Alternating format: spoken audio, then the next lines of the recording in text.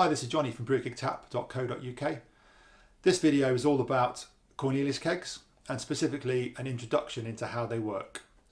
So let's dive in straight away and have a look at the keg in close-up. Okay, so we've got the keg in close-up here, so let's go through what the different parts are called. So we've got obviously the lid, which is here, the lid handle, you've got the lid handle feet, which are these little plastic things here, you've got the pressure release valve,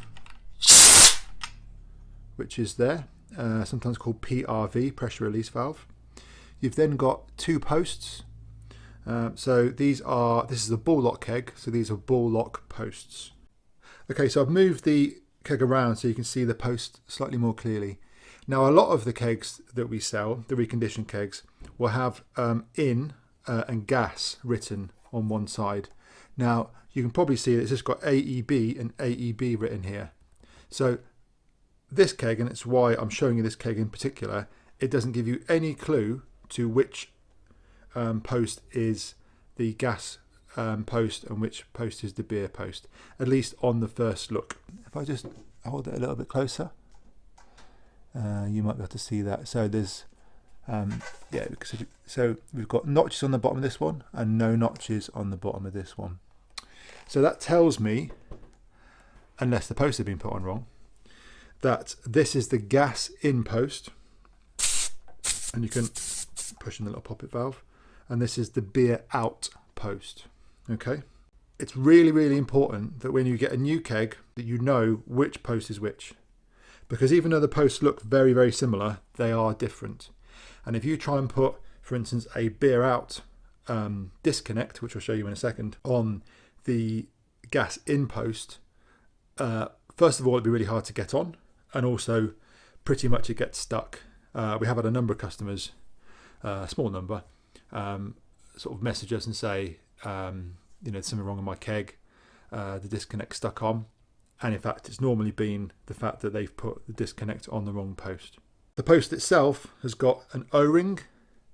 Now to get those off, there's various different ways. You can kind of squeeze them and then flick it off. I've done that a few times though. It's a bit of it's not the easiest thing to do. Like a pair of scissors, and you can kind of like cut them off if they're old ones. That's the post O-ring. We sell those in pairs for obviously reconditioning old kegs. These are the poppet valves that are inside each post. Now the poppet valve is there. If you take the post off, you can actually see inside. And to take the post off, you would need sometimes if you take the actual lid off, you can just about get a spanner in there. If you are getting into kegging for the first time and think, okay, this is something I'm going to do for a while, it is worth getting yourself one of these. A standard 22, so AEB kegs tend to have 22mm bases. Different kegs are different sizes, so don't go out and buy this thinking it's going to be a tool that will take all posts off. So this is our gas disconnect. And normally we would have a John Guest fitting on there. So you would have your gas bottle, you'd have a gas line. We supply 3/8 normally. That's the 3/8 fitting. The 3/8 gas line would go into there, and you could turn on your cylinder, you could turn on your regulator, and that won't leak. That's because there's a little poppet valve, I guess, or similar. Essentially, if you push anything against that inside, it opens a flow of gas through the disconnect, through there and then down there, and it comes out in this direction. Obviously that is normally on top of the post. Now what I'm going to do, I'm going to put that on top of the post. Okay, so I'm just going to pull back the collar, push it down. Now what you'll hear is lots of gas coming out.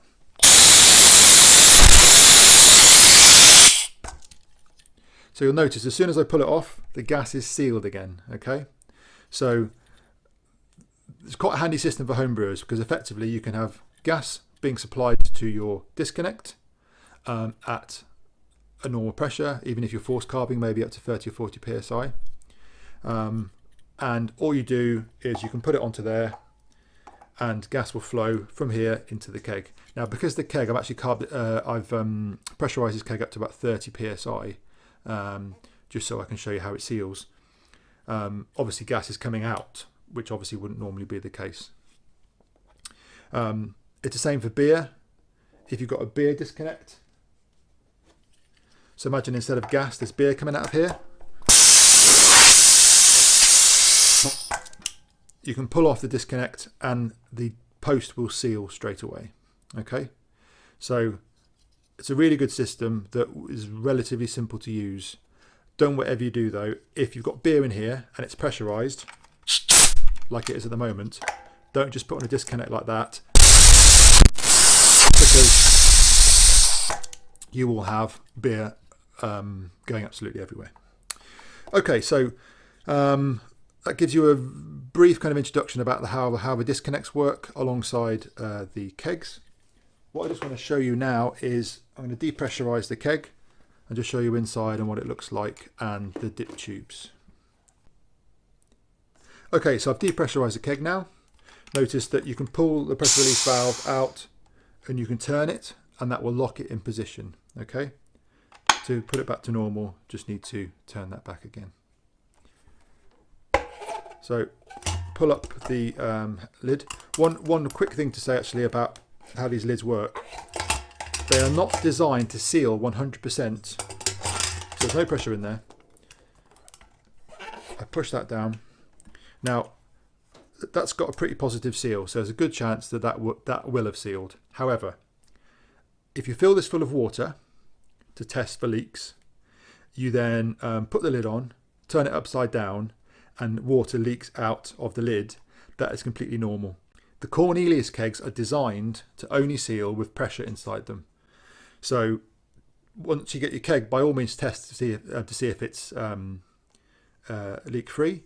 What you'd need to do is fill it full of water, put some gas into the keg through the gas in post using a disconnect, say up to 5 psi.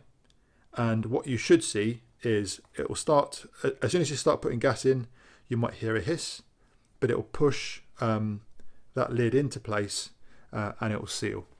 One tip that I picked up when I started kegging is sometimes, not necessarily with our kegs because they're all in pretty good condition, but if you've got an old kind of battered used keg that's been around the block for quite a while, sometimes the lids don't quite fit very well.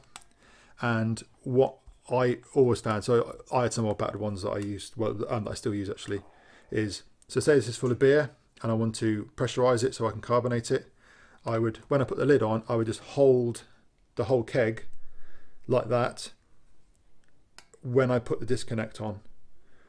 So I'm not actually, because sometimes you can put it and it kind of goes at a funny angle or something like that, but it's getting it nicely in the middle, pressurizing it, and that will seal really well. Once it's sealed, you just put the lid down. The lid is only there really to hold onto the, sorry, the handle is only there to kind of hold onto the lid. The pressure of the handle against the base is not responsible for sealing it. That's the pressure inside. So if we have a look inside the keg, we can see that underneath the beer post is a long dip tube. You should see that, and it goes all the way down to the bottom. However, underneath the gas post, you can just about see it's about that long. It's about an inch long. So I've loosened this one, and you can just about see that you can get the wrench onto there, but it's very easy to damage the bottom of the posts. So just be a little bit careful. Make sure that this is exactly the right size, adjusted obviously. So I'm just going to undo that a little bit more. So A, B posts are pretty much all the same. They're quite substantial, and the poppet valve, which we'll see in there, is not serviceable really, but perhaps you're watching this and you've already got some used kegs. So yeah, so universal poppet valve will replace that, but it is hard to get out. You kind of have to break the poppet by getting it out. So underneath the top of the dip tube, you'll see that there's a little black O-ring, and that can be replaced. Very, very rarely they need replacing. So when we recondition kegs, we don't change these. simply because they don't need changing. A little bit like the poppet valves. The poppet valves on the posts don't need changing. The dip tube O-rings very rarely need changing as well on the kegs that we sell.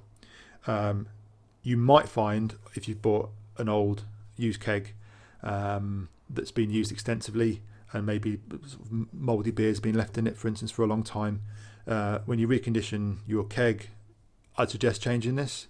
But the kegs that we get, they're clean, they've been clean for a very long time, and because of that we don't change the dip tube, the dip tube O-ring. So when you're reassembling it, that just drops into there.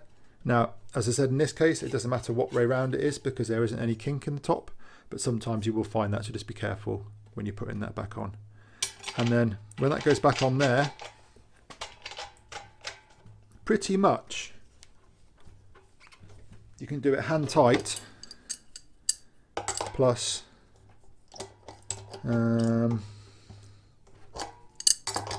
maybe a quarter of a turn. Now, these are pretty robust, so don't go all out trying to do it as tight as possible. If you do tighten them overly tight, then you risk damaging the thread on the actual keg. That's very hard to repair. You pretty much that would be a dead keg. Okay, so that pretty much wraps up the video. You'll now know what the different parts of the Corny keg are called, how they work in conjunction with disconnects, and how to recondition a keg if you have one that isn't in such a nice nick as this one. If you like this video, please like and share it on Facebook and YouTube, and please watch out for our next video coming soon. Thanks a lot. Bye.